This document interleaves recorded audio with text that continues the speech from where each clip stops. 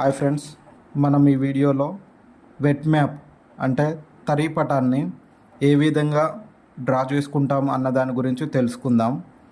ఇంతకుముందు వీడియోలో dry map గురించి తెలుసుకున్నాం.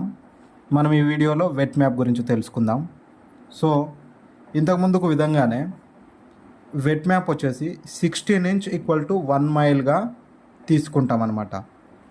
మనం ఇప్పుడు ఈ ఇంచెస్ 16 ఇంచెస్లో ఉన్నదాన్ని అలాగే ఈ 1 మైల్లో ఉన్నదాన్ని సెంటీమీటర్లలోకి మార్చుకోవాలి. మనం ఇంతకుముందు చూసిన విధంగానే 1 మైల్ ఈక్వల్ టు 1.609342 కిలోమీటర్స్ అనమాట. అలాగే 1 inch equal to 2.54 centimetres. So ఇప్పుడు మనకు 16 ఇంచ్ ఉంది కదా, అక్కడ 16 ఇంచుని సెంటీమీటర్లోకి మార్చుకోవాలంటే 16 ఇంటూ 2.54 సెంటీమీటర్స్. అలాగే 1 మైల్ అంటే 1.609342 కిలోమీటర్స్ అనమాట. ఫస్ట్ మనం మైల్లో నుంచి కిలోమీటర్లోకి మార్చుకున్నాం. ఆ తర్వాత మనము 16 ఇంటూ 2.54 చేస్తే 40.64 సెంటీమీటర్స్ అయ్యింది.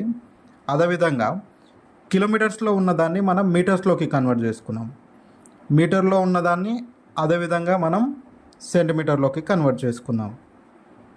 సో ఈ విధంగా మనం చేస్తే మనకు representative fraction of wet map వచ్చేసి ఏమైంది, 1:3960 అయ్యిందనమాట.